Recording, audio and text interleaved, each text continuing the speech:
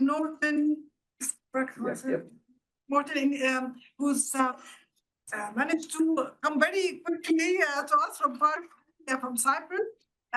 Is currently Deputy Director for Research at the UK Foreign Commonwealth FCDO. Simon oversees and directs FCDO Global 100 million plus what works research portfolio that focuses on the generation and use of evidence to tackle global challenge and deliver impact. And Simon has worked in different places, including Nairobi, for those of us from Lebanon, and New Delhi, where he most recently worked as regional FCDO Global Network, as regional director for the UK Science and Simon has a background in the delivery of DFID, FCDO, ADA programs, coming from a research and evaluation background. And in Lebanon, he spent 3 years working on the UK portfolio, which included UNICEF Unknown and No Lost Generation Initiative program. Simon, thank you for being with us, and over to you. Great, thank you for that introduction, and thanks for having me. It is hot, and I know you've all had your lunch, so we'll try and keep you really engaged in this session. But if anyone does nod off, I'll forgive you. I might come and tap you on the shoulder though. Thanks for that kind introduction. So yeah, I mean, this is a really weird place for me to be. When I saw the agenda for it, when Freya asked me to be on the panel and chair this, and when I saw the agenda for it, I was kind of surprised. I'm Deputy Director for Research at the moment, covers a global portfolio of research, covering a wide range of topics. But to be invited to a session like this, focusing on education in emergencies, particularly with relevance to a lot of contexts that I've worked in before, including Lebanon, it's nice for me to be in a space that's familiar to me when I work in a role that doesn't really go across a lot of that at the moment. So yeah, like you said, I worked previously on the UNICEF No Lost Generation Initiative in Lebanon, also on support to Mehi in Lebanon for the second shift program of education. I'm not going to talk a huge amount about the context, because I know we're going to come to you in a minute, Faiza. I'll introduce you shortly to talk for 10 minutes or so on the context that we're in. But I do want to flag, something that Faiza will be talking about, something that's on my mind at the moment, is how to support the education emergency sector and the work that all of you do and engage in at a time of cuts, of which, ultimately the UK is also responsible for. Now, I'm not the one making those spending decisions necessarily about where we spend ODA or how much ODA we spend. But I do kind of have a say over the limited amount we will have and where we spend that. And one of my commitments, and I've spoken to Freya and others about this, is that we will continue to fund research in this area. I know that the cuts leading to uncertainty in the vision of education reviews, I know the impact that has had in the past. I know the impact it will have now. I'm acutely aware of that. And so today I'm really interested to hear, not just from Faiza, but from the other panelists, on how we can do that, how we can manage reduction in budgets and ensure that we continue to have really highly effective, highly efficient, not just research, but programming to provide education in these environments. So I'll stop there. I'm going to introduce now Faiza Hassan. Many of you will be aware of who she is, but I'll just kind of briefly explain. So you are the Director for the Interagency Network for Education Emergencies. You bring nearly 20 years of experience in education emergencies across technical and leadership roles, but you're a chemical engineer by background, but you transitioned into education leadership support. You've used your career to support crisis-affected learners. Before joining INEE, Faiza worked across East Africa with UNICEF, CARE, and Save the Children. So over to you, Faiza, and then I think we've got a lot of speakers online who are going to join us as well. But first of all, Faiza, if you would. Thank you very much. So the title of this presentation, and let me use this. This is how I.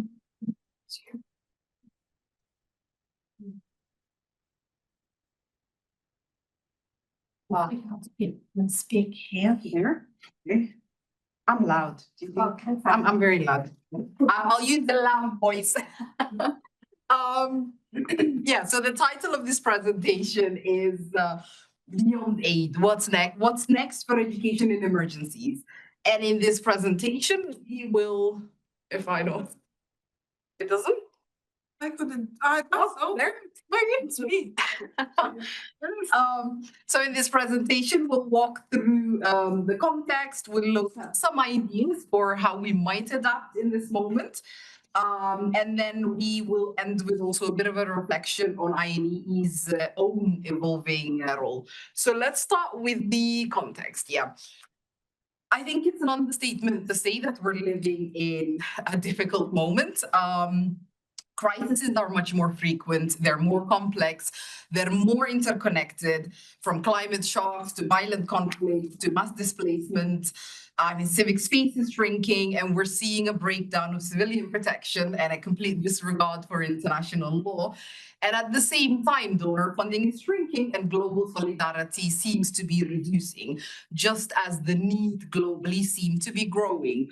And today we have 234 million out of school age children living in crisis-affected contexts. 85 million of those are completely out of school, and half of them are in 5 contexts, which is Sudan, Afghanistan, Ethiopia, DRC, and Pakistan. And in addition to that, just last year, 242 million children in 85 countries had their schooling disrupted because of extreme weather events. Things like heat waves, cyclones, flooding. That's 1 in 7 of the world's school-age children. This means then that education systems everywhere, not just in conflict zones, are now routinely disrupted by crises. And that it also means that interrupted education is no longer an anomaly, it's becoming the norm. I think COVID has shown that, and these extreme weather events are also making that very clear. And so I think education in emergencies is just education in a lot of difficult places. And so in this difficult moment, I think we do need to ask ourselves, what comes next? How do we move from here? Because the limitations of the current model are very clear to all of us. We have a sector that's still very much dominated by global north actors. Others have said this morning. We have a sector that's too slow to adapt to the complex and deeply political nature of today's crises. We have a sector that's still trying to use short-term solutions to long-term crises. A sector that's trying to use technical fixes for deeply structural and political problems. So I think, yes, we all agree we need to do things differently. So the real question is, how do we do things differently?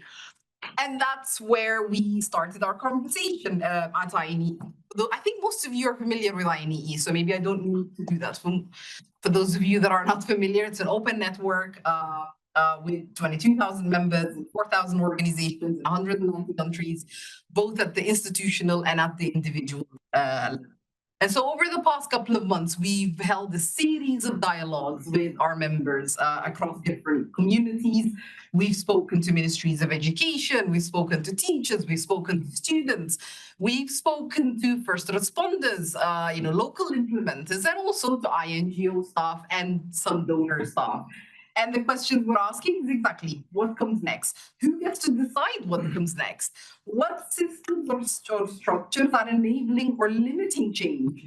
And most importantly, how can we use this moment to build a more equitable, sustainable, and locally led education and emergency system? Sorry, it seems the interpreters can't hear you very well. Okay. Using the mic. Sorry. Yeah, so I'm not loud enough.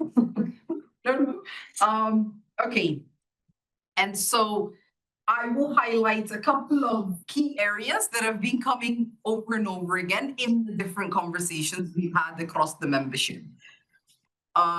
Yes, so the first feeling is that this, there's a clear sense that this is a moment for collective action. No single actor or a single institution can handle the crises that we face today. Real change requires an intentional shift across the whole ecosystem. The entire architecture needs to change, and we can all evolve together. And it will take collective leadership and sector-wide accountability to achieve this across donors, governments, multilaterals, local actors, and different coordination bodies. We need to build solidarity across regions and contexts, and there's a real clear sense that in this moment, we need to connect more, we need to share, we need to analyze, we need to learn from one another so that we can move forward together, because no single actor can really handle everything that's being thrown at us right now. I think the second thing that keeps coming back over and over again, and I've highlighted that, is localization. And we're fully recognizing that this term means different things to different people, depending on who you speak to. And community-led response is not a new thing. From Afghanistan to Nigeria to Somalia, communities have always done the heavy lifting. They're not passive recipients. They're not just implementers or subcontractors. They have always been the primary driver of education in emergencies. And that sense is really coming back over and over again in a lot of the dialogues we've held over the last couple of months.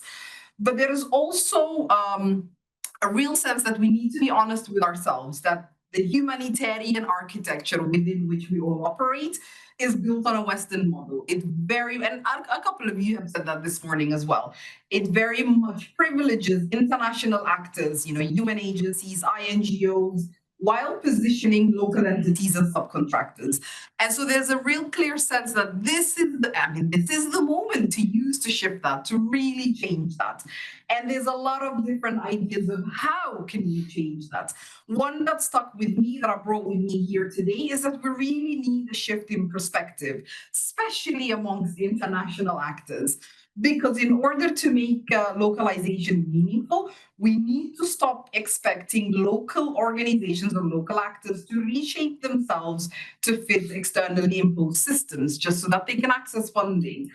I mean, that's not to say that due diligence is not important, of course it is, but when the partnership conversation begins with, you must change before we can work with you, then really that undermines the very idea of a partnership. When the partnership dialogue begins with, you must remake yourself in the image of Save the Children, Care International, or UNICEF in order for you to even be eligible to apply for funding, then that kind of, that really reinforces the power imbalances. Instead, we should be asking, how can we meet local and national actors where real progress will only come when the burden of adaptation no longer falls disproportionately on local actors. Real change will come when international actors, whether it be donors or INGOs, really begin to transform their own systems to be more enabling. And I think a lot of us agree that localization means directly resourcing those that are already doing the work. It means removing a lot of the intermediaries in between. It means local actors lead, they decide, and we follow and support. This then leads to the other point that's really coming out very strongly from the conversations we've had across the network, and that is the role of national governments. Because the humanitarian sector often sidelines national governments. And we've heard this morning about how the sector sets up a completely parallel structure. And so in many contexts, governments should be central to education provision, and being part of the humanitarian architecture or needing to act with speed does not take away the need, the responsibility to center government in everything that we do. National governments hold the mandate, the infrastructure, and the long-term responsibility for education systems. And I know in a lot of places, and this is by no means a critique of the cluster system, but it's effective in many places, but in many other places, it ends up undermining government coordination roles. And so it ends up weakening national ownership and undermines long-term sustainability. I think we need to be honest with ourselves in this moment that as humanitarians, we cannot keep building ad hoc solutions outside the system and then hoping that they'll stick. Education in emergencies has to be part of national plans, national budgets, and the long-term vision from day one.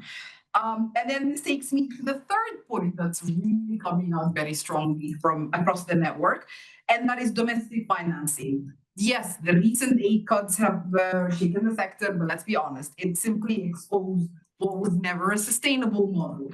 The financing conversation has to evolve beyond aid. Traditional donor grants alone will not get us to where we need to go. And it's interesting to observe that shift by local actors really recognizing, okay, traditional donor grants is not going to get us to where we need to go. We need to think bigger. And we need to acknowledge that spending on education in low-income countries is 85% from local resources. When you take into account parents, communities, diaspora contributions, it by far dwarfs anything that the international system brings to the table. And so the point is, most education funding in low-income countries is through domestic sources. And while aid matters, there is a recognition that it should never be the primary driver of education systems. And the reality is that the real potential of aid can lie in complementing and strengthening a country's own financing structures. And that means then that we need to think through and address some of the real systemic barriers to domestic resources and domestic financing. That includes issues like tax, debt, austerity, and need wider international financial architecture. And we could spend hours unpacking this, like some of our members have done, but we don't have that time. I think we can agree that a real shift in power, and if we are to use this moment to achieve that, then it means a radical rethinking of financing mechanisms, not just bigger aid envelopes. And then this goes to the final point. One of the questions we asked the membership was, in this moment, who should lead and who should take a step back? Who needs to sit this one out? And without a doubt, there was a lot of discussion around what is the role of international actors in this space. And when we say international actors, this includes everyone from INGOs, UN agencies, donor entities, anyone in the international space. And there's a consensus and agreement. Their role is to support, not to lead. Their role is not to implement. International, and there's also an important conversation had around international actors can play a really important role in helping nations to reshape an unfair global system. Like on average, an African country pays 12 times more in interest on loans compared to a European country like Germany.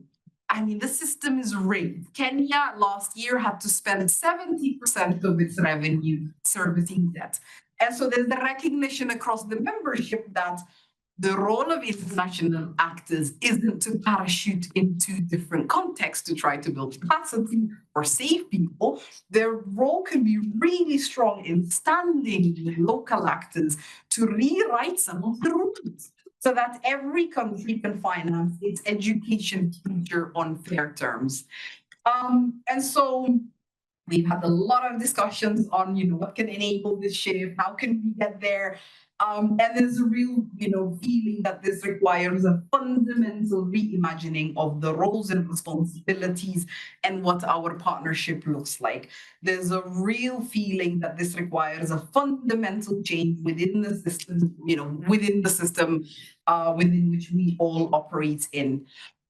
And so moving to INEE, I think as a network, we're not exempt from the changes that are reshaping our sector. And I'm still relatively new, it's only been 5 months, but we are not exempt from the changes reshaping our sector. We are actively asking ourselves, what does it mean to be a network today?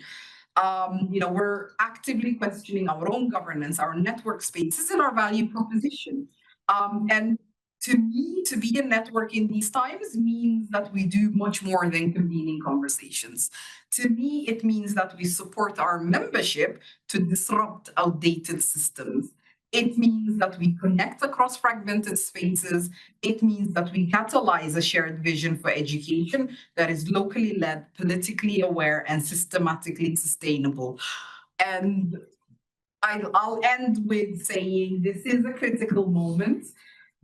It's a moment to question the entire system that we've inherited. I think maybe we can do more than just adapt to an unfair system. Maybe we can revamp it all completely. I'll stop there. Thank you.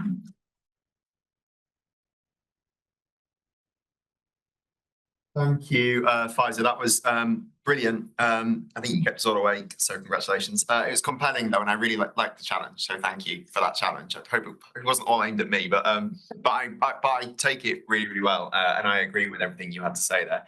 I think so. Now we're going to hand over to Beirut. So I think Cathrine Brun, you're over there in Beirut, Deputy Director for the Centre for Lebanese Studies. Can I hand over to you now? Cambridge and online can hear us well. Can't hear you well. See if we can turn it up on this end. Right. Can I speak? I don't think I can speak much louder, so if you can turn it up there, that would be probably good. We just heard that education in emergencies is now just education in many places. I think this is a very strong statement. And we are now moving from the interagency network for education in emergencies to people working here in Beirut. So we will first hear from Sawa for Development, an NGO in Lebanon, and then we will hear from two of our researchers at Center for Lebanese Studies, and I will introduce them when they are about to speak. Cathrine, do you mind just for a second pausing? Because we're having an issue with the volume on this side. I can struggle to hear you, but I'm not sure if everyone in the room. Mute, that might make it. Okay.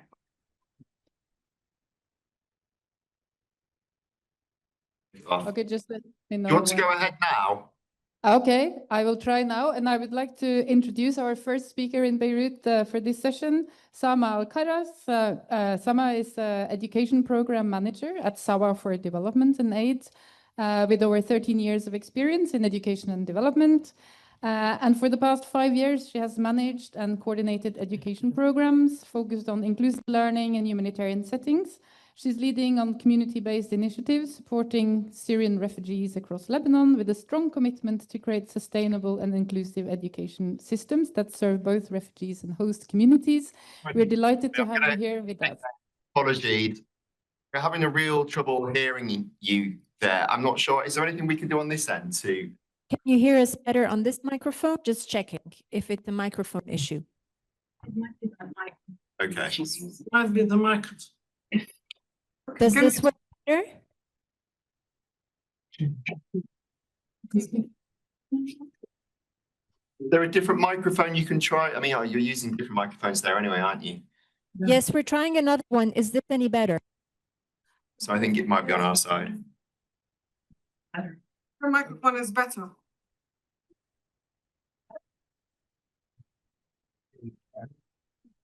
Is this better? Can you hear me now? I think the mobile mic is better. We can hear through that a bit better than we can through the ones that are on the desks. Is this one better? Maybe if I turn up my voice a little bit? Yes, that's good if everyone can speak with that clarity and that volume. Okay, let's do that. Let's do that. Thank you. Sorry, apologies. No worries. So I'll hand it over to Samah. Just 1 second. And can people hear that across the room as well? Great. Myself again? ولا خلاص؟ Samah, the floor is yours. We will try. Okay. Great. Thank you. Hello. Hello. Okay. Can you hear me now? Yes. Yes. Okay, great. So I'm Samah Kharraz. I'm the education program manager at Sawa for Development and Aid. We are implementing several projects here in Lebanon, specifically in Bekaa. So it's an honor for me to be here in this gathering between Cambridge and the Center of Lebanese Studies to reflect on the intersection of power, knowledge, and the lived experience of communities shaped and often reshaped by displacement.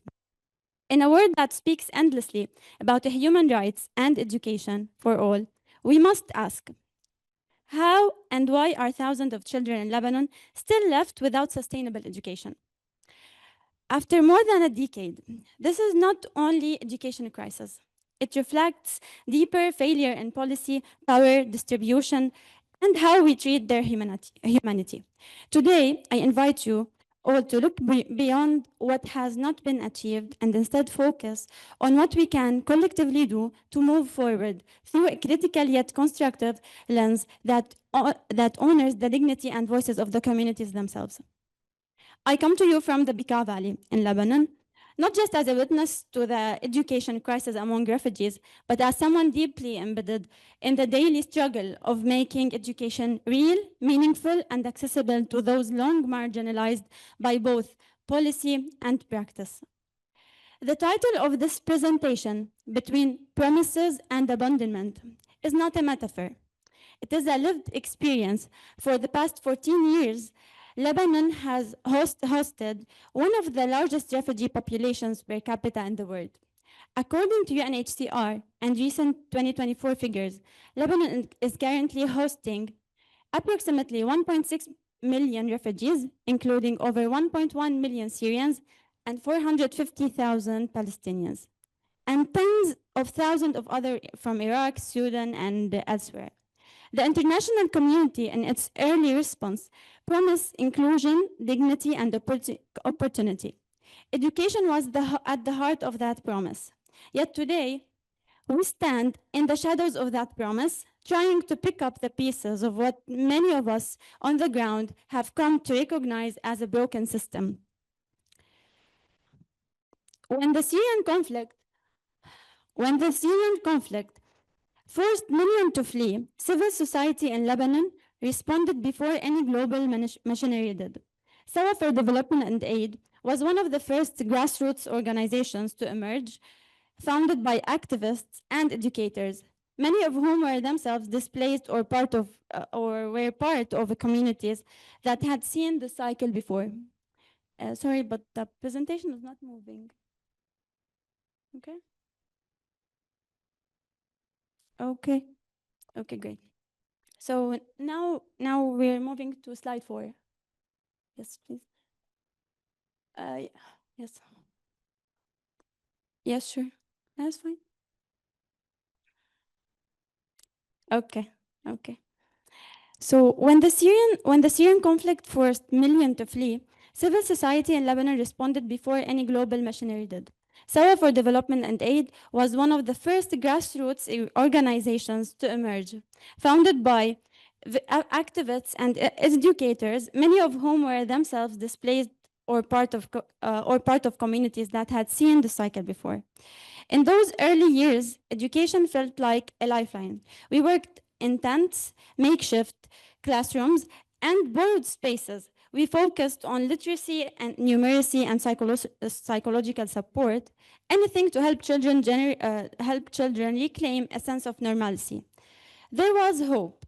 International organization began speaking of no lost generation, of resilience, of investing in youth. But as time passed, the cracks became obvious. Education became less a human right and more a tool in geopolitical game. Funding cycles were inconsistent. Policies became more controlling. The very structures built to support learning turned into instruments of exclusion, unfortunately. And just an example of this, we as Sawa for Development and Aid has supported 10,000 across those 14 years, and almost 7,000 of them has stopped learning after the cycles we supported them because there is no opportunities for them to be enrolled in formal education after the non-formal. One of the most insidious trends we've observed in the politics of knowledge: who produces it, who validates it, and who gets to use it as a power. Refugee education in Lebanon has been heavily studied, surveyed, assessed, monitored, often by institutions far removed far from the communities they seek to represent. And this is really a challenge because we always face the challenge of having a structure of project that doesn't align with our need on the field, or even with programs that like unlogically to be, it is illogical to be implemented on the field. This has created a hierarchy of knowledge We who live and work in these communities are often treated as implementers, not as thinkers or strategists. Our data is extracted, repackaged, and published under institutional names that carry global weight, but often fail to accurately reflect the complexity, dignity, and agency of refugee learners. What does it mean when a researcher flies in, studies a school for a week, and leaves with conclusions that shape future funding decisions? While the voices of teachers and students are reduced to footnotes? And what does it mean when our local knowledge is considered anecdotal, while surveys designed abroad without community input are seen as objective truth? There is a politics here, one that reinforces global academic hierarchies while silence grassroots realities. Let's be clear. Education in Lebanon is in crisis for everyone, not only for refugees. The economic collapse, the devaluation of lira, and the ongoing political stalemate have devastated the public school system. But for refugees' children, this crisis is compounded. Policies such as a second shift schooling, while initially framed as inclusive, have become symbols of segregation. Syrian children are often taught in overcrowded buildings with limited subjects and little integration into the broader Lebanese curriculum. They are physically and socially separated from their Lebanese peers. Moreover, entry point into formal education have been gatekept through rigid documentations, requirements, birth certificate, legal residency, and academic transcripts that many refugees' families simply don't have. We see children aged 12 who have never entered a classroom. We see teenagers turned away because they cannot provide paperwork that no longer exists. In 2023, the vulnerability assessment for Syrian refugees indicated that 44% of Syrian refugees aged between 6 and 17 were out of school. 30% of them was because of the lack of the transportation in the project, the other and the project surrounding them. Others, 27% was because they don't have the ability to buy materials for education, and for sure, legal documentation barriers among the top reasons.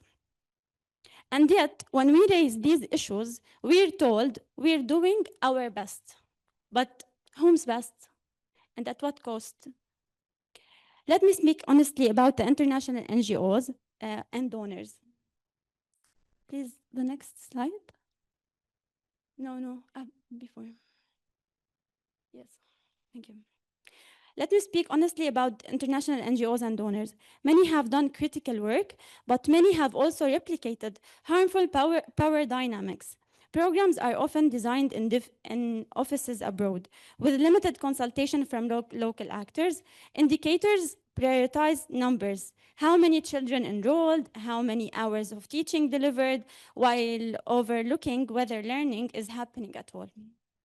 The obsession with scalability and value for money has replaced a deeper commitment to justice and educational quality. Despite large-scale efforts, Human Rights Watch in 2023 reported that only 3% of secondary-age refugee children were enrolled in formal Lebanese education. In our experience, small community-rooted organizations are often achieve more meaningful impact with fewer resources, but we are systematically underfunded. We are asked to report on dozens of metrics without administrative support. We are evaluated by standards. We had no say in setting. This is not, to be honest, this is not a partnership anymore. This is a managerial colonialism, to be honest. We have several projects.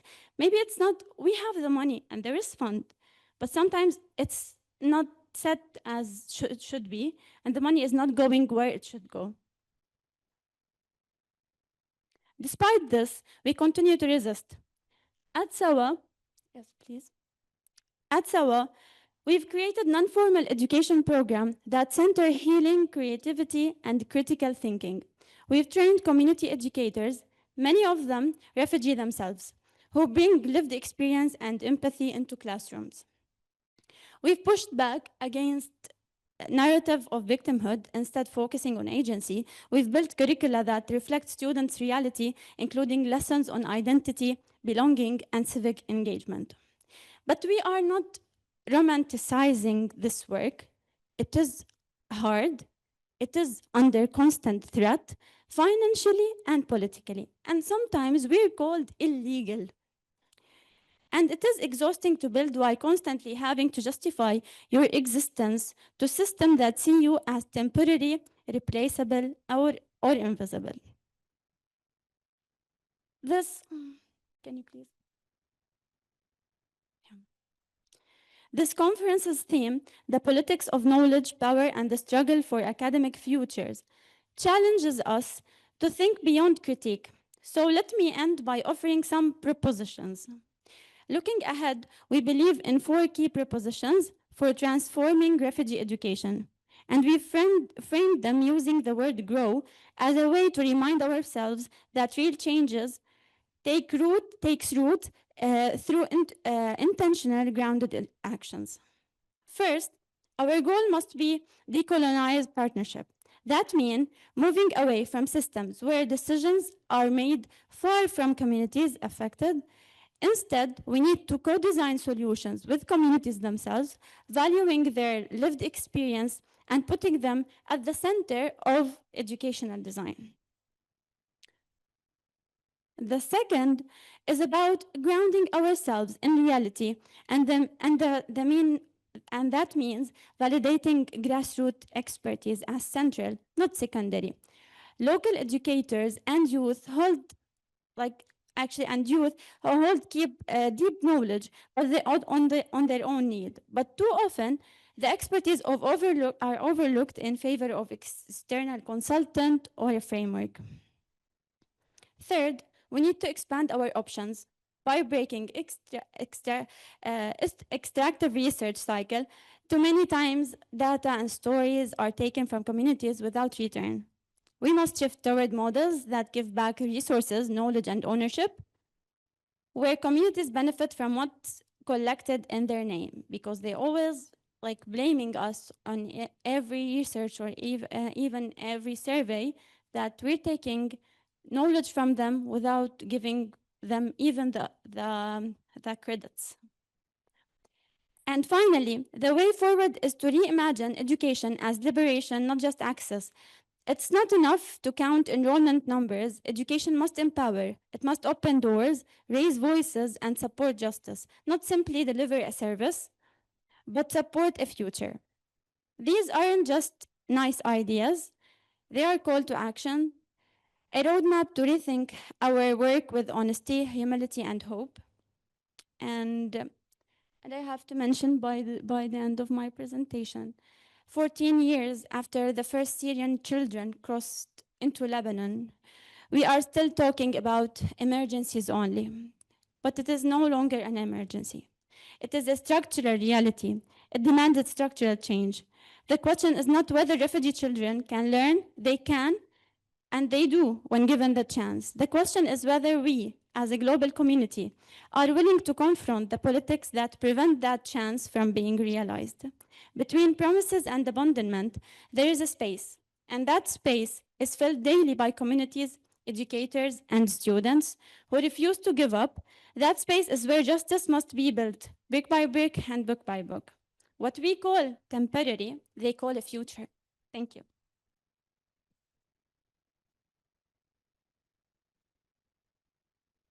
Thank you so much. I'm hoping that the people in Cambridge can hear us. And sorry, Samah, for the voice or sound trouble. I hope people can hear. And we will move swiftly with this call for action, this very strong call for action to Dr. Mohammad Hammoud, an interdisciplinary scholar at the Center for Lebanese Studies and who has been one of the British Academy Fellows during the chair. Mohammad's research mainly focuses on topics of education, migration, economic development, and political participation. And he will talk to us about some of his work on education. I think it follows very well on the two previous presentations. So Mohammad, over to you. And you can try both microphones and see what works. just get this to Maria. Yes, I will do that. I'm gonna first try this microphone. I'm gonna try to be as loud and clear as possible. So you tell me which is better, if it's this one,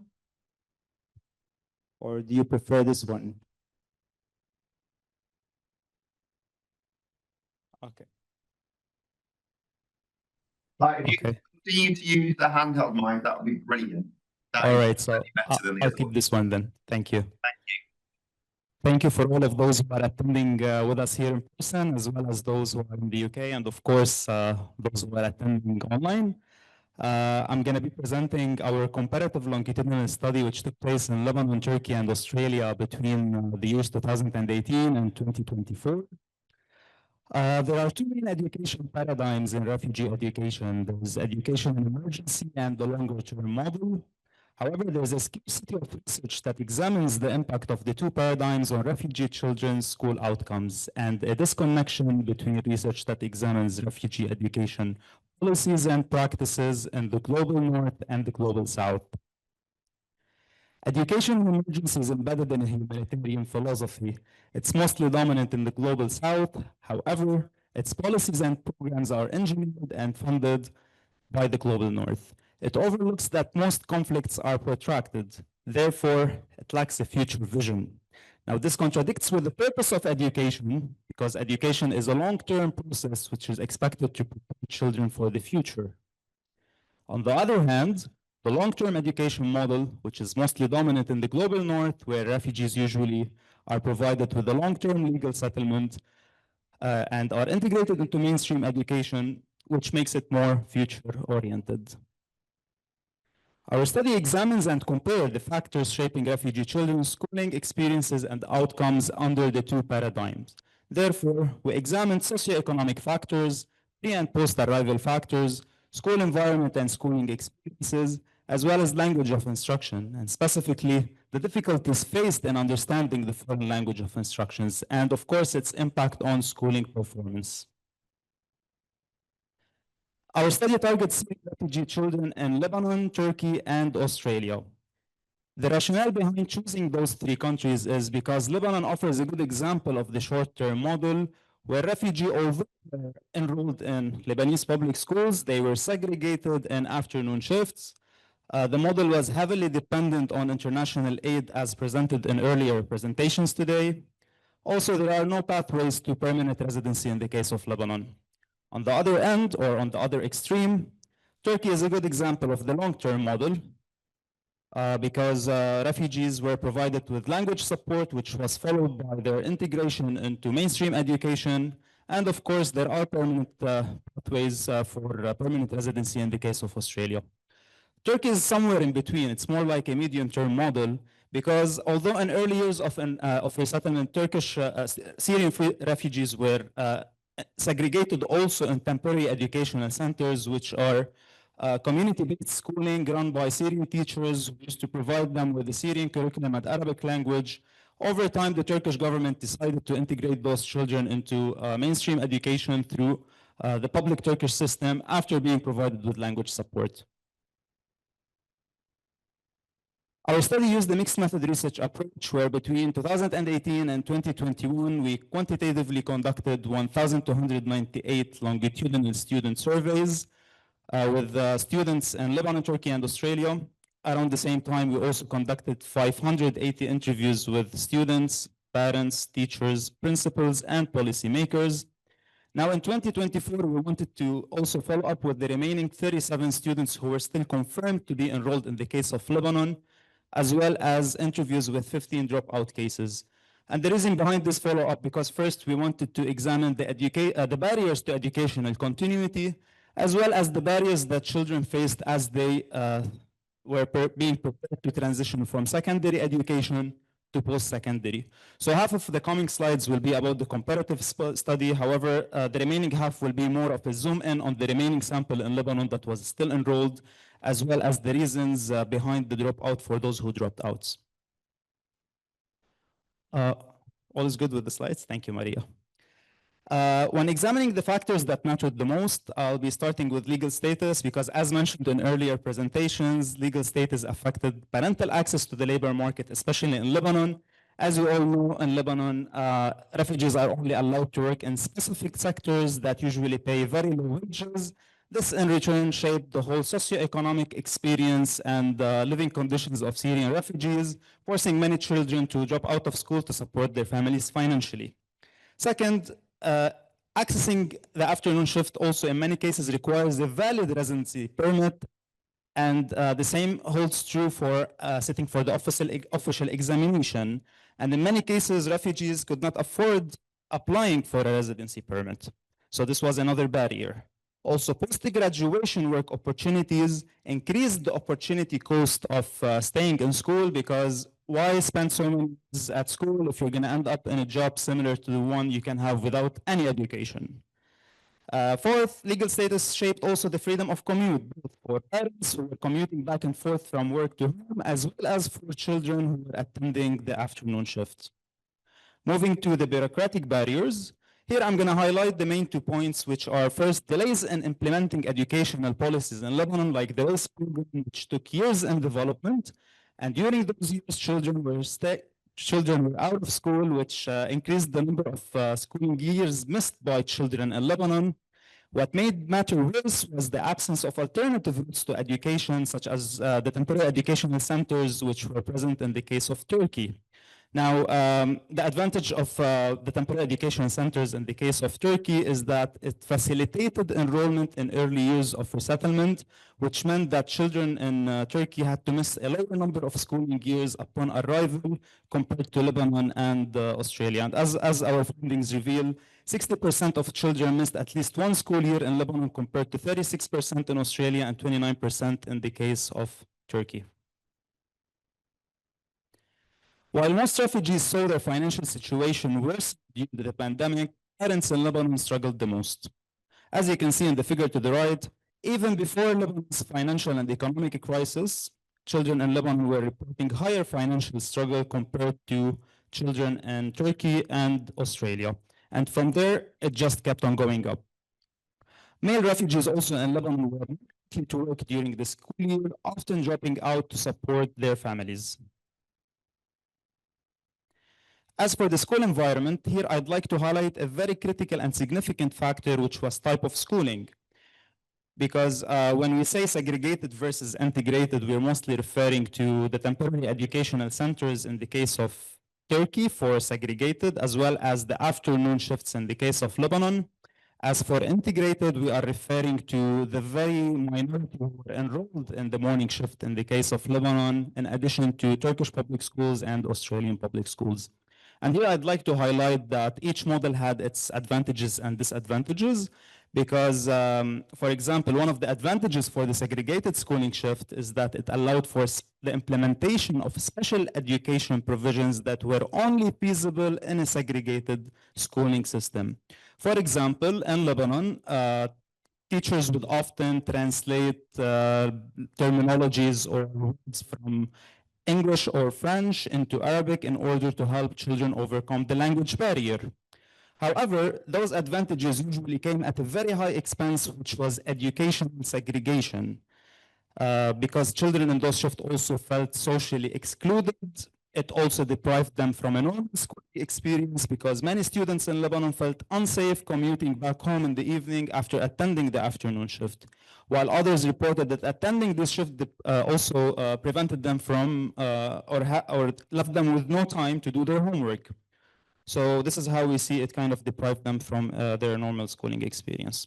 Moving to language of instruction, we found a strong negative association between school performance and language comprehension difficulties, whereby children who reported high foreign language difficulties were also more likely to report lower schooling performance and vice versa.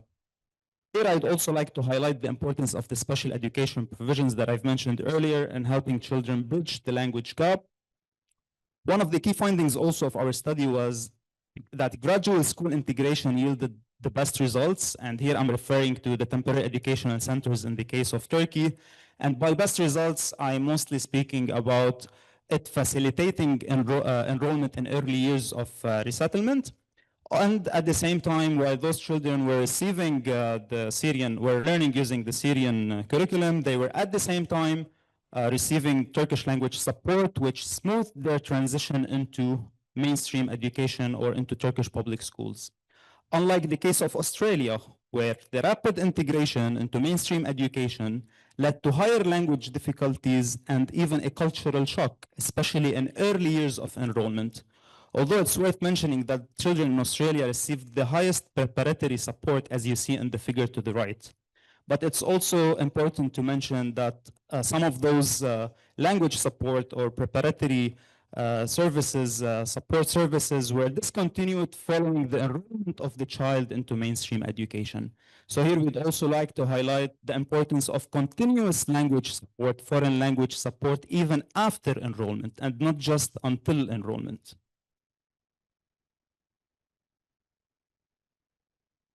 Okay, so from here on, we're going to focus more on the cohort of students that we monitored in Lebanon for an extended period, which was 6 years between 2018 and 2024. We're going to look at their educational trajectories. In 2018, we started with 247 students, and by 2024, 23% of those students were confirmed to be dropout cases. Only 15% were confirmed to be still enrolled in formal education. Unfortunately, we reached contact with 35% of the sample. 2% declined to participate at one point during the study. 9% reported that they have left Lebanon, and 12% transitioned from formal schooling to vocational education. Also here, it's safe to assume that both our enrollment and our dropout rates are underestimated because, of course, some of the 35% that we lost contact with would have either been dropout cases or still enrolled without us knowing that. However, it's also safe to assume that the majority of those 35 are indeed dropout cases because we lost contact with them around grade 8 and 9, and this is where usually the biggest number of refugee children leave school or drop out from school, as we'll be seeing in the following figure. So here we're looking at how our findings compare to existing literature or existing studies. And we see that 30% only of school-age Syrian refugees in Lebanon are enrolled in formal schooling. 22% leave school by grade 6. However, only 1% reach grade 9. And less than 1% access post-secondary education versus 41% for Lebanese youth.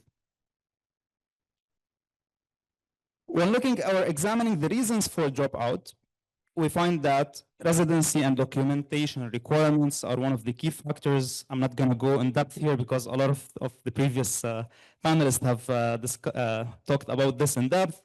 Economic crisis, increased living costs such as transportation costs, as well as educational supplies amid falling household income, prolonged school closures and teacher strikes due to their salary devaluation disrupted learning continuity, inaccessible online learning during COVID-19, and the exclusion of the afternoon shift. Even when children in the afternoon shift were given any opportunities to learn during COVID-19, usually they lacked the necessary digital hardware to do so, which meant that they couldn't. At the school level, children reported lower quality education in the afternoon shift and frequent teacher turnover compared to the morning shift, increased discrimination and hostility rates, again with the language barrier because math and science subjects are taught in English or French in Lebanon, which are two languages refugee children are not familiar with, as well as the absence of remedial support for struggling students. Sorry.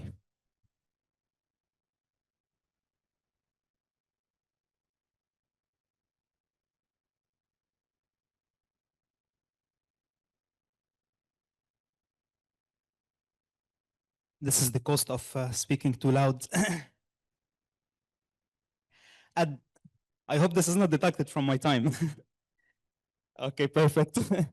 At the individual and household levels, we have economic pressures, which also pushed students into the labor market, as mentioned earlier. Sometimes simply unanticipated expenses like a medical emergency would divert school funds, distance from school and cost of your commuting, because in some cases, a child will be living in an area where there's only one school, and that school would only provide grades up to grade 9. So if they wanted to join grade 10, 11, or 12, they'll have to move to find another school, which could not be nearby. So they had to incur additional transportation costs. The same applied when sometimes a school, the minimum number required to open an afternoon shift would not be met. So the student would be faced with the same problem. Psychological stress, we all know that, due to Lebanon's compounding crises over the past few years, and simply sometimes the reason to drop out was due to individual aspirations, where the child would think that vocational, or believe that vocational education better aligns with their long-term goals. Now, as we examine the transition to post-secondary education, and here I'm referring to the 37 students who are still confirmed to be enrolled in 2024 out of the 247, we found that 92% of those children aspired to pursue higher education. However, only 1 in 6 knew how to apply to a university. 3/4 were unaware of any scholarship opportunities.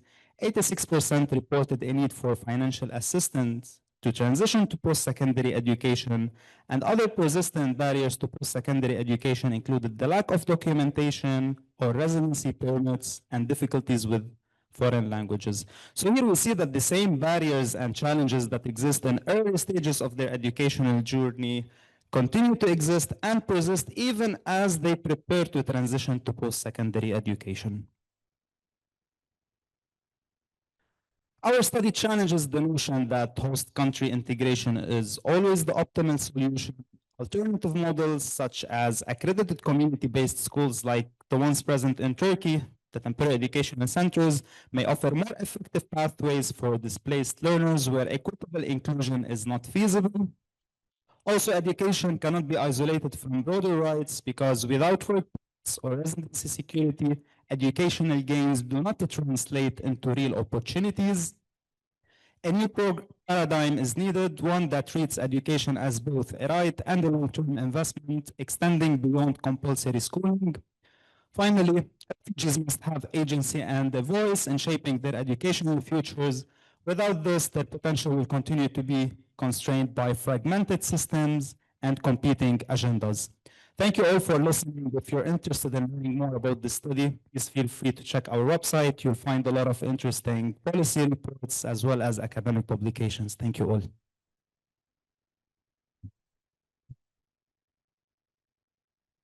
Thank you so much, Mohammad. And I think we have showed so many interesting dimensions of education for refugees during this session so far.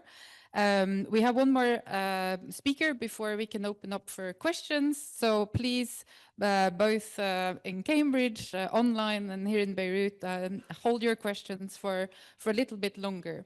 The final speaker in this session is Cyrine Saab. She's a colleague at the CLS. She's also a British Academy Fellow under the British Academy Chair Programme. And she's just finishing her PhD at the Institute of Education at the UCL in London. Cyrine works ethnographically with street children, but also is working with policy issues. So she's doing a diverse, she's quite diverse in her approach, I would say. And today she'll talk about knowledge production in refugee education. The floor is yours, Cyrine. We look forward to hear you.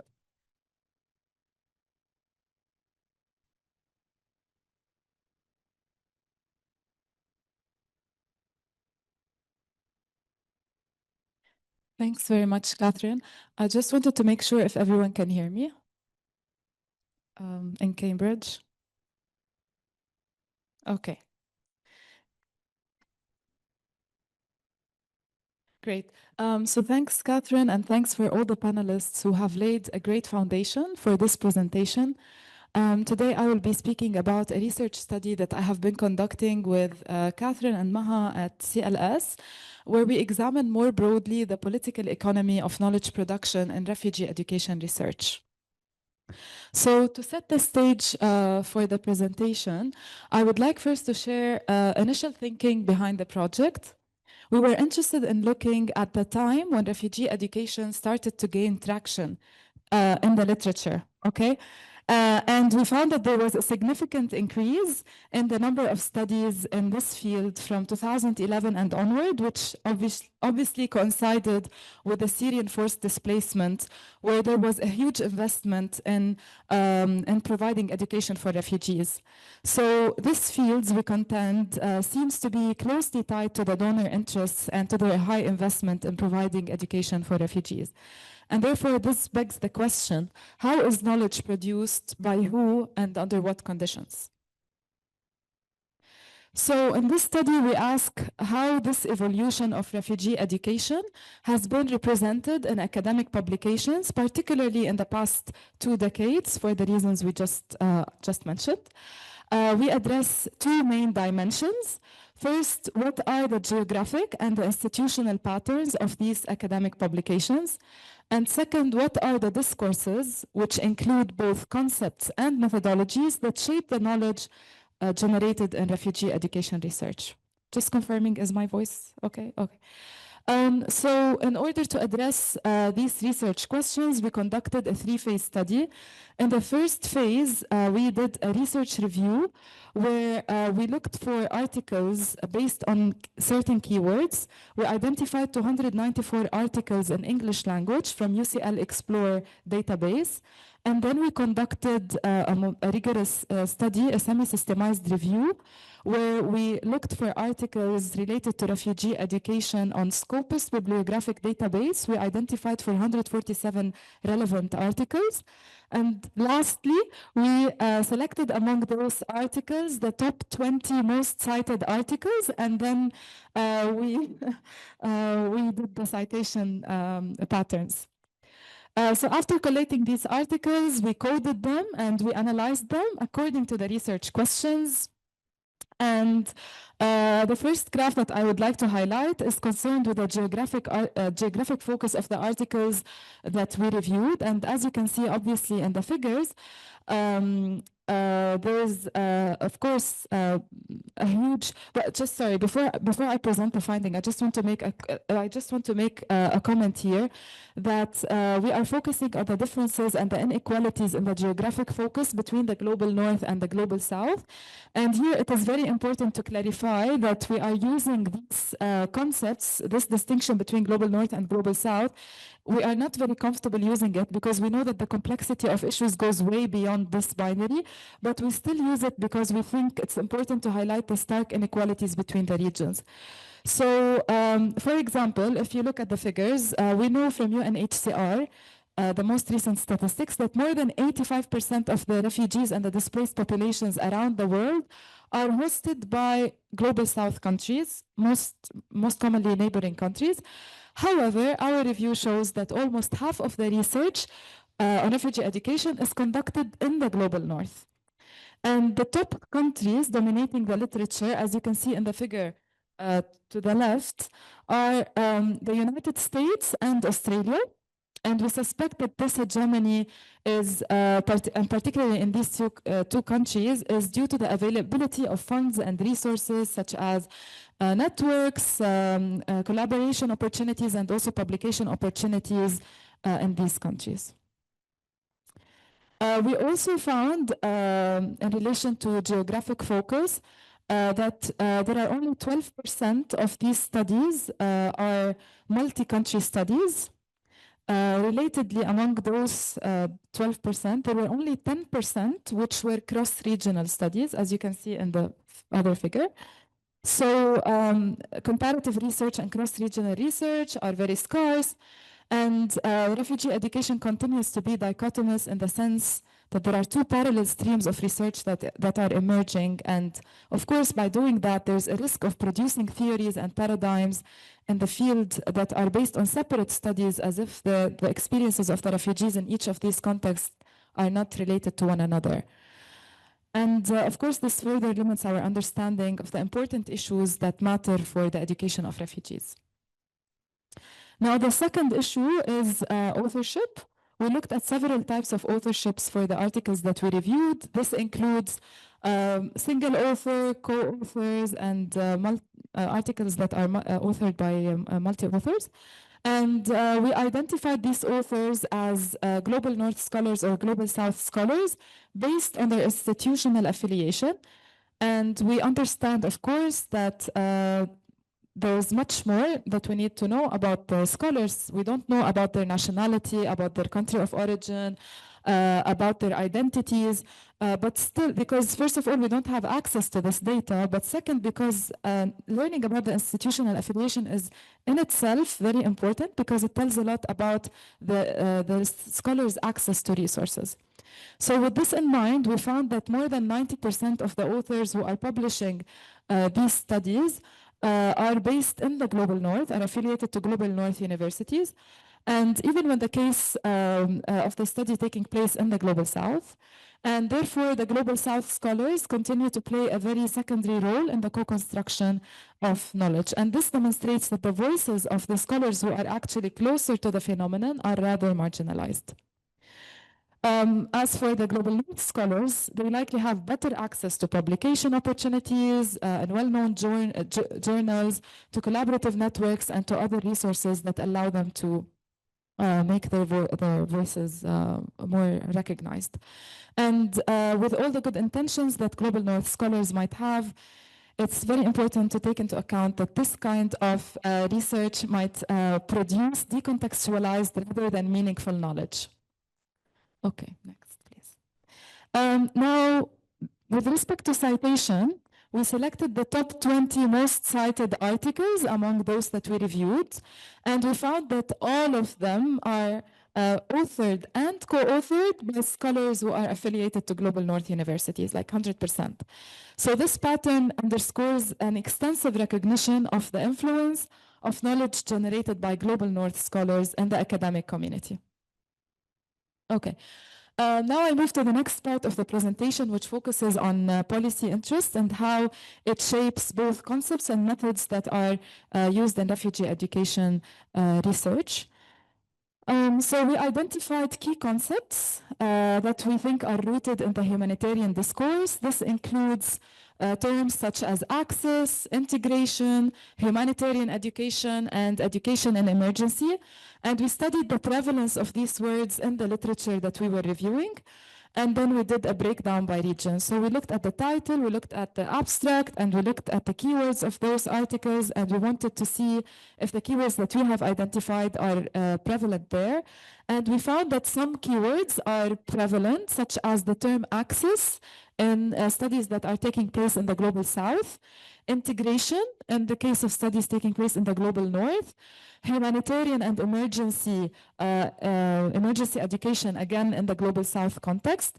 And this can be linked, as my colleague has already been talking about the difference between the Global North and Global South. This can be linked to the policy discourse, which rather focuses on literacy and enrollment, especially in the Global South, as opposed to a focus on integration in the Global North context.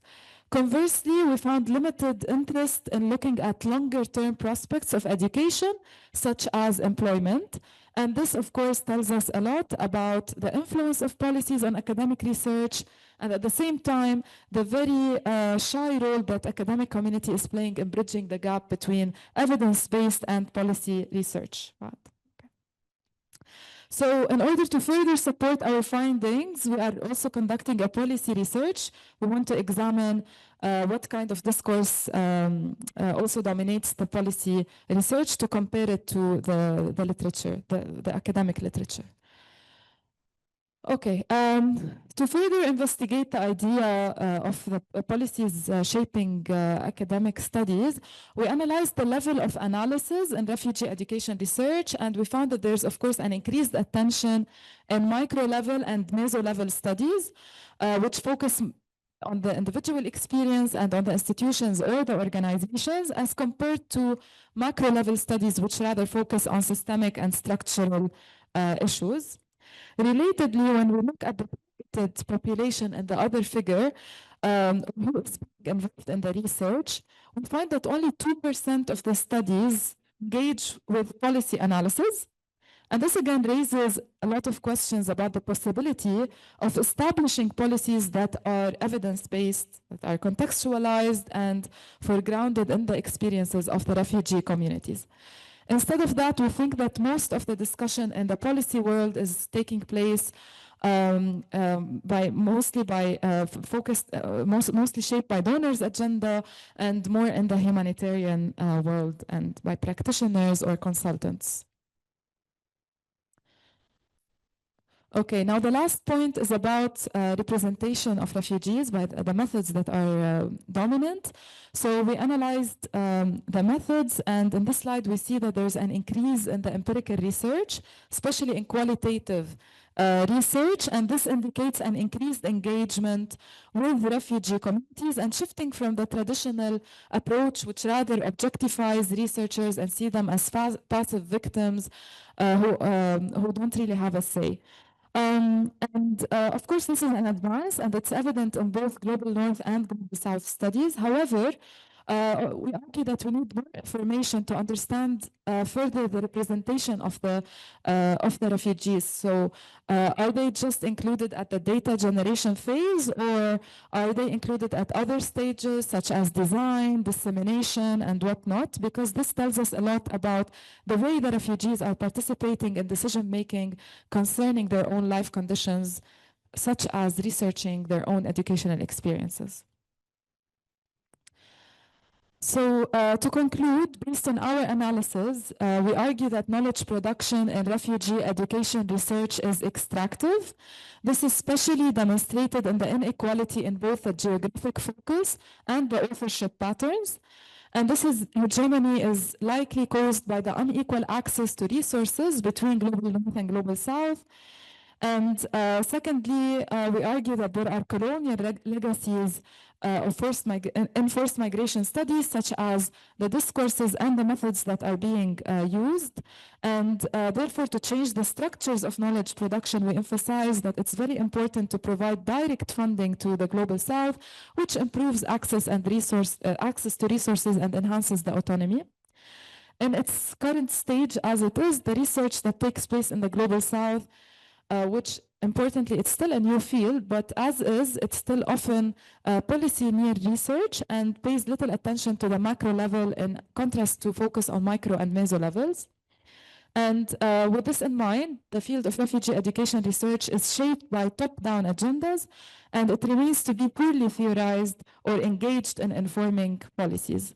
So in conclusion, we argue that academic scholarship has a major role to play in decolonizing knowledge by producing critical research that contributes to the understanding of the ontology and the epistemology of the field. And therefore, this invites us to rethink academic work, to redefine what counts as ethical scholarship, and how we can embed our work more closely with the communities that we are researching.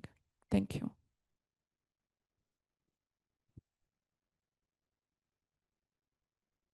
Thanks so much, Cyrine. We are now moving into the Q&A part, which we will try to manage across our 3 sites, which is Beirut, Cambridge, and online. And I will pass over to you, Simon, in Cambridge first, and we will take some questions there, and then we can move back to Beirut afterwards. Brilliant, thanks. You can hear me fine, yeah? Yes, brilliant. I think so, yeah. Great, thank you. So thanks a huge amount for those presentations. We were able to hear most of it. The slides really helped, so I'm grateful for the slides. But yeah, just to reiterate, the sound quality isn't great over here. And apologies to those in the room that have tried to listen into what's been said. We'll start with those in the room. I've got some questions, but first of all, can I check? We'll take 2 questions from people in the room first. So do you want to go first, and then lady there with him? Thank you, everyone. I have a question for Faiza from INEE. Sorry, when speaking up a little. Yeah, so on the point of the need to shift to give more authority for local national governments in leading on response. I mean, as we've seen in Lebanon this morning, the minister clearly presented the challenges and I'm just also thinking about the region and Syria, they're going through a transitional phase, and Palestine, there's genocide. Capacity of national governments pretty much inexistent. So is there any discussion beyond also the national government leading on the response? I mean, I don't see it feasible in the context of the region. Great, thank you. Just hold on that response for a second, and we'll take one more question. Yes, my point is about localization. So I'm wondering if there has been any effort to unpack that, because in hosting countries, localizations mean working or allowing or giving the space for local organizations to respond to the refugee needs. But this doesn't mean that refugees themselves are represented in these local organizations. So still, the agency of refugees is not there. They're being treated as subjects and recipients of aid and support. And we go through the same cycle of bias and prejudice. And I'm not saying all of national organizations are there, but the lack of the representation of local, refugee community in their own response. Because within the humanitarian response architecture, governments and hosting governments are not obliged to allow refugees to have their own representation and to establish their own societies. And so it's more of a political question. So the word localization sometimes is a bit misleading, because it doesn't mean the agency of refugees. Great, brilliant, thank you. So do you want to, Faiza, do you want to answer the first one and a bit of the second one if you want to? And then maybe it's best if some of the folks in Beirut might want to answer the second question on localization and inclusion of refugees in research and policy shaping. Faiza, do you want to start first? Yes, so on the first question, yes, absolutely. There was an acknowledgement that there are places and moments where national governments simply cannot respond, where even local governments also don't have the capacity. And then there was a reflection of national civil society and community-based organizations. So absolutely. That's not to say that only government should respond, but it was more a reflection of we should not be setting up parallel systems where governments are, where they exist and are somehow working. We should contribute towards the system instead of something parallel to it. I hope that makes sense. And then on localization, that's interesting. We hope to publish a lot of these conversations, so that's coming next month. But yes, it means many different things. And when you dig deeper within a national context, yes, when you're even, for teachers, it means a very different things.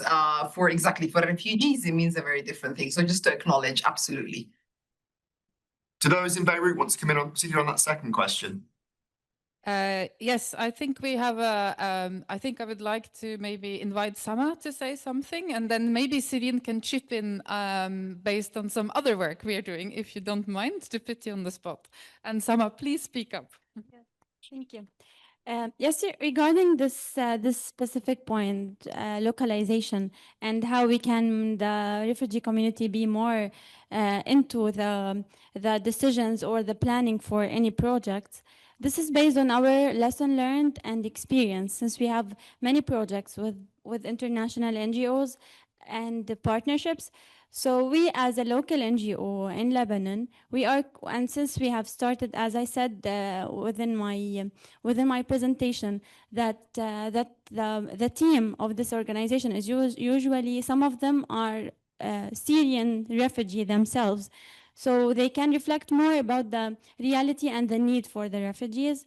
And whenever we're sharing that with our partners, they say, not now. We will do our best, and we replicate projects over 2 years, 3 times, 5 times. It's been, for now, like this is an example, 5 years with the same project, though that we had lesson learned, we couldn't change anything in that program. So yes, it is very important to include the local organizations where they are reflecting the needs of the refugees, especially when it is especially when the refugees themselves are included in the decisions. But this is a political issue, because you know, if you hire a Syrian refugee within your team here in Lebanon, he's illegal. So we have to set him as a volunteer sometimes, or a consultant, or sometimes so there is a lot of questions regarding this, or otherwise we will be illegal. So this is very challenging. And here, what I call is there's any intervention from the international community to give us to do what the clue, how can we include them, because it really changed a lot in our projects and even in the impact of the project. We have evidences that when they are included in the program design, the impact is bigger, and the success is also wider. Thank you. Thank you so much. I hope you heard that the evidence is that when refugees are included, there is more impact, but a political question around being included. Cyrine, you want to say a few words? Yeah, sure. So building on what you have just said, in terms of localization, of course, like we are conducting a study right now where we are critically examining localization practices in Jordan and in Lebanon. And there are many barriers that are surfacing, as it has just been said. First of all, we don't have a clear definition of localization.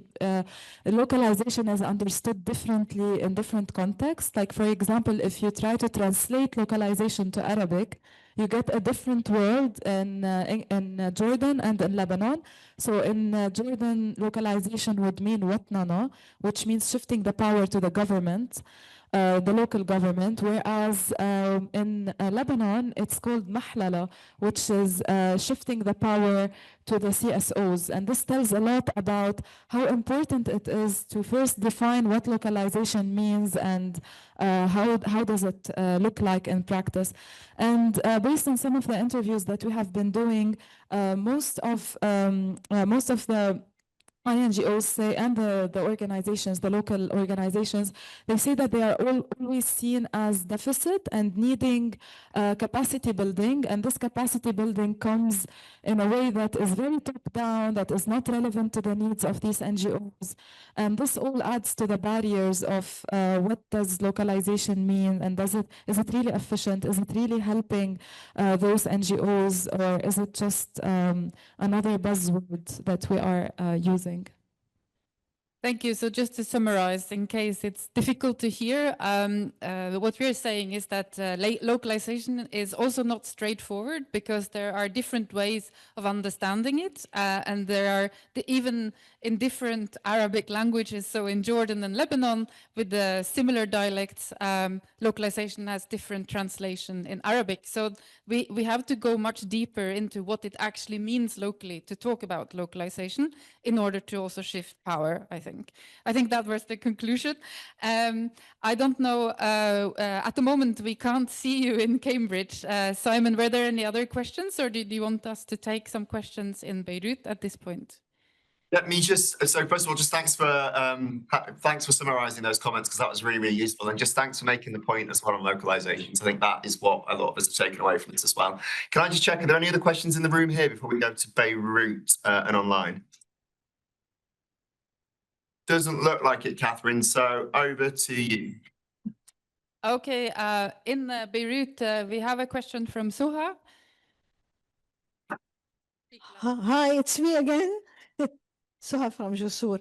Actually, I have a question for each of the presenters, if you don't mind. I'll be as quick as I can. So, can you hear me? I mean, I don't know. Was it loud enough? Hi, Faiza. It's Suha from INEE. If you remember me, I just want to ask you whether any of these, INEE was able to make any changes in policies. Was there any change there regarding refugees? Samah, excellent. We have a wonderful partnership with Sawa. We love Sawa.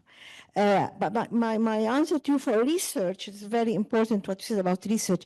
But I think we can pick and choose which researchers we can work with. So we don't need to work with researchers who are just going to take from us without giving back.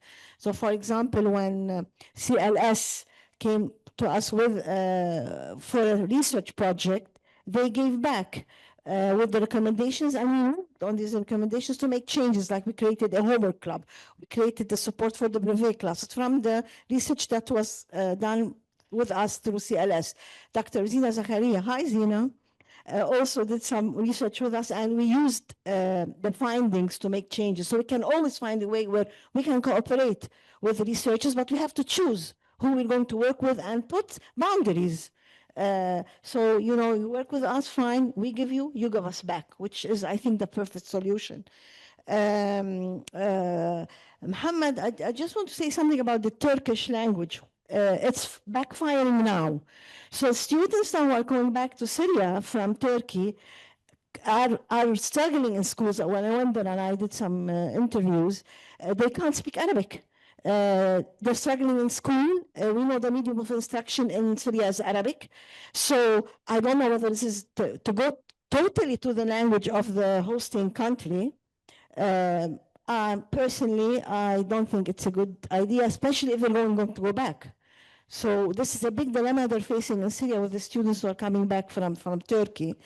Lastly, Cynthia, I'm wondering if the Global North is, if you want, their hegemony on research, might it be because if A, they have the money, and this is why they're putting the money, and it's not coming from the South, so maybe this would be, I don't know, or is it their colonization attitude, that they are still colonizing in different ways? USA is not physically colonizing us, but it is colonizing in a different manner. So I don't know if these affect the studies as well. Thank you. Thank you. That was a whole load of rich questions. I wonder, Faiza, if you heard a question and if you're happy to respond in Cambridge? Oh, yeah. If I heard it correctly, did INEE influence policies related to refugees? Did I hear that correctly? Yes. That's the question. Yes. Okay. So I'm texting a colleague to say, give me the list.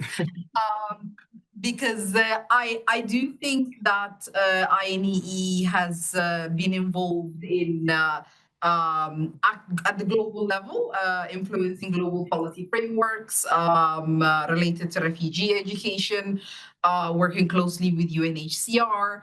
And then there is the minimum standards for education in emergencies developed by INEE, which also has, I think, a section on refugees. There's a number of things that, a number of areas within which INEE has previously, prior to me, impacted the refugee education.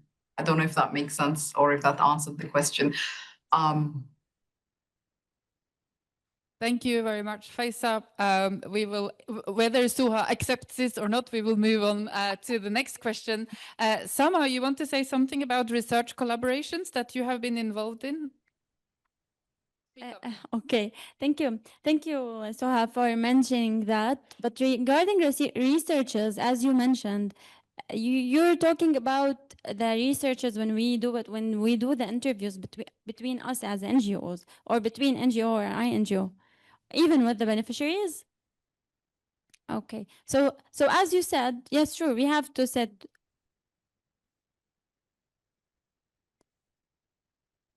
Even with that, can you repeat your question? It seems like I. Okay. So I agree with you regarding that. Thank you.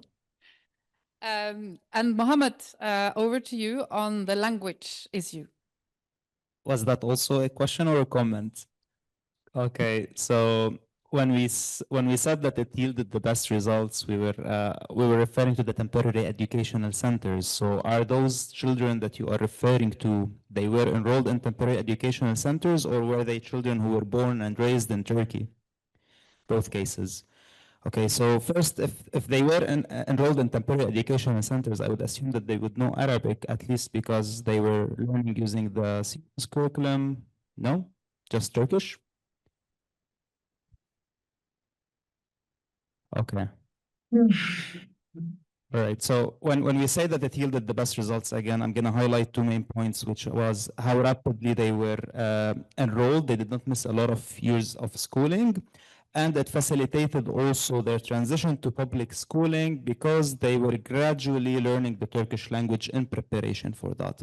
Now, of course, disadvantages will always arise from any model. So maybe what you said could be added as one of the disadvantages for if the child returns to or decides to return back home. So yeah, I have nothing to add besides that, to be honest. But I think this is the price for any integration model. At the end of the day, what we were looking at is what is the best way or means to integrate those children.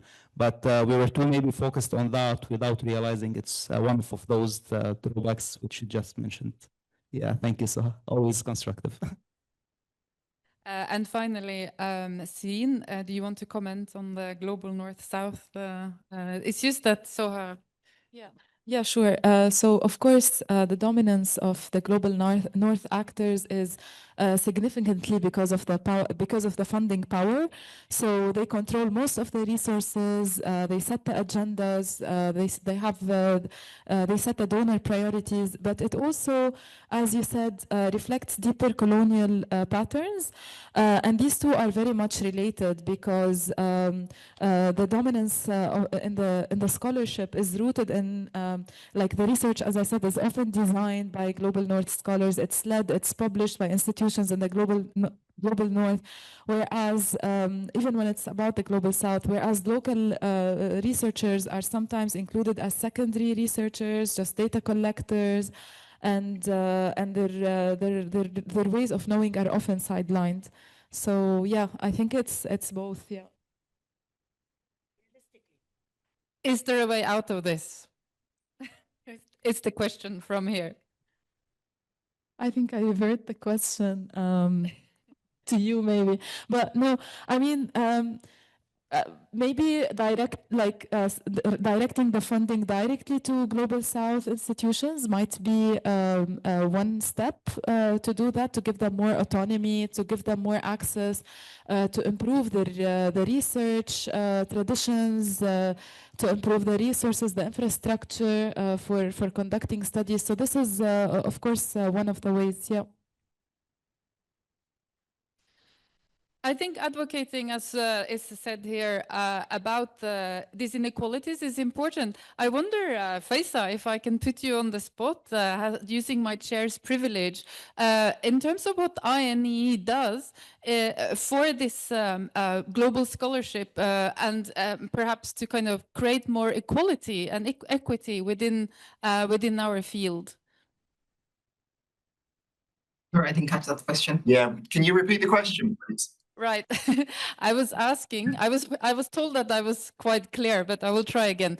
I was asking to what extent the INEE can or do play a role in promoting more equity in knowledge production around education in emergencies, and how we maybe can work together for promoting more equity.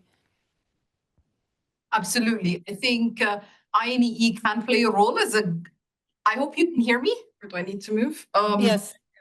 INEE can play a role as a global network that's made up of all of us here in the room, of different people in different sectors. I think one of the things that INEE can lead more heavily into is to advocacy, to really push the message. The other thing is, community building, and I think mobilizing enough people, from practitioners to policymakers to, donors, researchers, to push for meaningful change, and in this case, for a more equal knowledge production. I don't know if that answered the question, but yeah. No, that's fine. And thank you. It's a good start. It's a conversation we need to continue, I think. We have one question online that I would like to read before I move back to Cambridge. It's an anonymous attendee who's asking, and I think, Mohammad, this is a question for you. There are clearly some issues with integration of refugees into formal schools in host states, for example, high levels of dropout. My question is whether it is the right thing to continue with this policy of integration of refugees into formal schools, or whether there are other education alternatives to consider. Thank you for this very interesting question. I think there is not one size fit all model. It's a case by case. But as I mentioned in the conclusion of the presentation, integration is not feasible in a way that guarantees the rights to access other means besides education. Maybe segregation could be an option. So yeah, it depends on the political stance of the hosting country, the donors, of course, and all the agendas that come in between those things. Thank you. With that, I think I pass over to Cambridge and Simon again. Thank you, Cathrine, and thanks to all the panelists over there for your answers. We heard most of it quite clearly, so this is good. Can I just check how much time do we have? 10 minutes. 10 minutes, so right. Are there any more questions in the room? 5 minutes, sorry. Questions in the room, otherwise I have a few questions. Okay, right, I'm going to shoot. There's 3 questions, so I'm going to go through really quickly. Faiza, you spoke, and I'm speaking all from a funder perspective, from the Foreign Office as a funder perspective.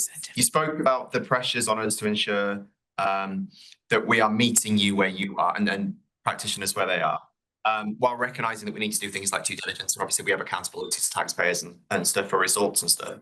Can you give a bit of an explicit kind of example of some of the things we could do more? This is an area we're working on a lot to look at what we can do to be more responsive. So that's question 1.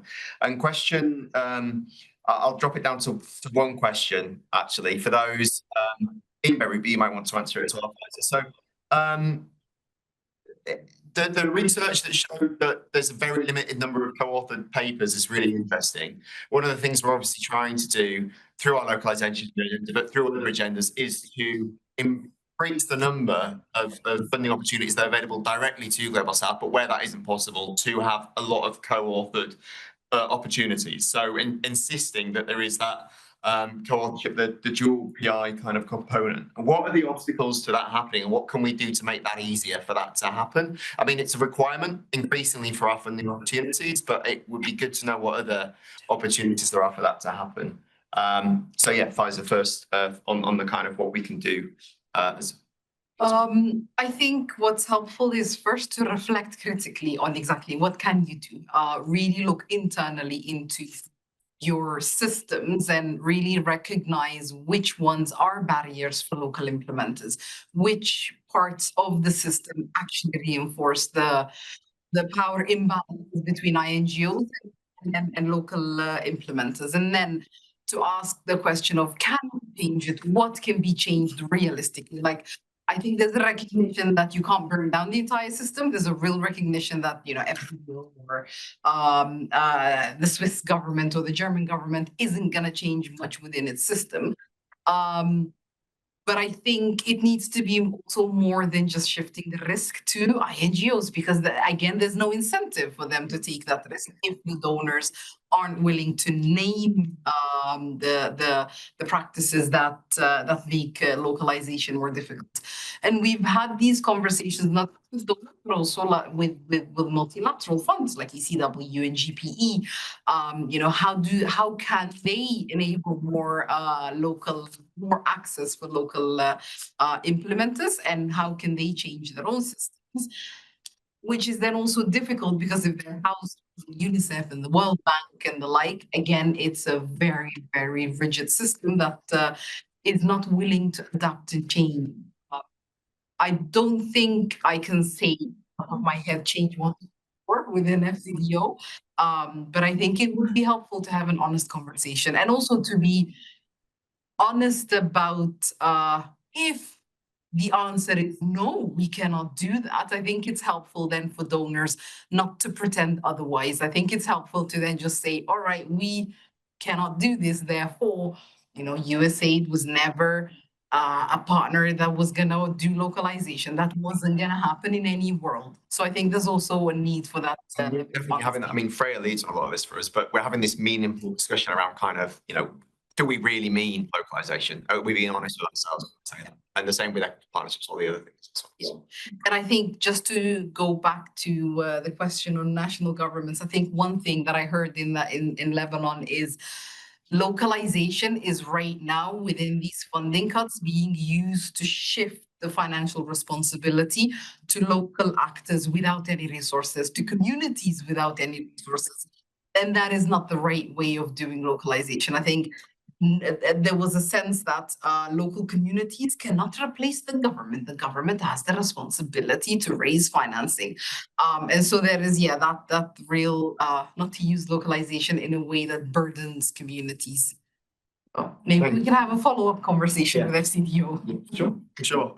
Can I go over to those in Beirut? Maybe an answer on the second question around co-authorship, and maybe Cyrine, I don't know if you want to put in or Hammoud. Yeah, thank you. We also have an additional question here if we have time, but I'll go to Cyrine first. Cyrine, you happy to reflect on this big question? Yeah, absolutely. Thanks for the question. First of all, as I mentioned before, funding is usually controlled by institutions in the global north, and therefore this often leads to the research design and the agenda setting being more controlled by institutions in the global north. And so this can stand against co-authorship in the Global South, and usually Global South researchers are, as I said before, treated as data collectors more than meaningfully engaging in the publication process.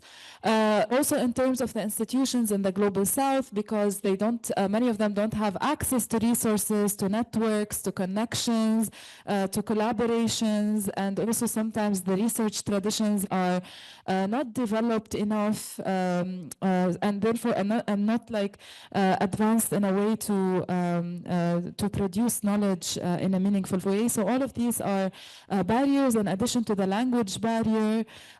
Sometimes this can disadvantage Global South scholars.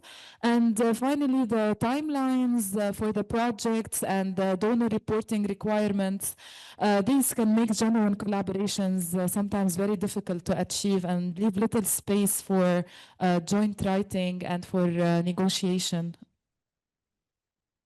Thank you, Cyrine. I hope you heard that, and let me know if there is time for more questions or we are concluding. We've got one more question, and then I think we might need to wrap up, but yes. It's actually not really a question, just from an academic standpoint in the global north. I think a big part of this conversation around knowledge production is the incentive structure within northern universities, which really privilege northern scholars, first authorship, being PIs on projects, leading. And without that incentive structure, I think a lot of northern scholars would be willing to step back. But we're reproducing it. We'll lose our jobs. Yeah. Especially in North America, where we, those of us who are Southerners trying to keep our jobs because we're escaping conflict. Yeah. So I think the point is more that it's a really complex structure that moves, it's beyond the north-south, it's within the north, right? There's power dynamics within the north, within the south that we need to pay attention to, especially within the university system. Thank you. I mean, really useful reflection. So thank you. Right, I think we might need to call an end to the session there. Do you want to get a question in, a quick one, or? We have one more question in the audience. If you allow us. Sure. No, we have to use this, and you have to speak very loud. So I spoke earlier to Ms. Samah. And what happened, she told me about all the issues that she is facing, and she mainly stressed the point about how people outside, you know, the higher ups, they kind of just look at the statistics. So it's very like quantitative. So what I'm curious about is not just like the percentage of the research coming from the global south versus the global north. It's also like the qualitative versus the quantitative research, because it feels like with quantitative research, the story kind of, as they say, comes to life and it humanizes the refugees. So I would love to hear what Cyrine has to say about that. Thank you. So this is, I think, a very important point to conclude the session from Beirut. And it's about what we count as evidence, whether it's mainly quantitative and numbers, or whether there are opportunities to go behind the numbers. Cyrine, if you want a very quick last comment on this, you're welcome. Yeah, thanks for the question. This is, of course, a very important question. We noticed from our review that there's an increase, there's a shift in attention from quantitative studies, and we see like there's more engagement in qualitative studies, which is in a way promising because the stories of the refugees are being highlighted more. And this is evident in across all regions. But what we still feel is missing is including the refugees beyond data gathering, so including them at the research design phase, at framing the research questions, at the dissemination. So we still feel like this kind of engagement and representation of refugees is not evident. But yes, of course, there's a shift towards qualitative and ethnographic research, which is a very important point. Thank you so much. That's all from Beirut. Over to you, Simon. Thanks, Cathrine. A really important point there on mixed methods research, which is where I work. So, right. Thank you, everyone. Thanks to those in Beirut. Thanks to everyone in the room.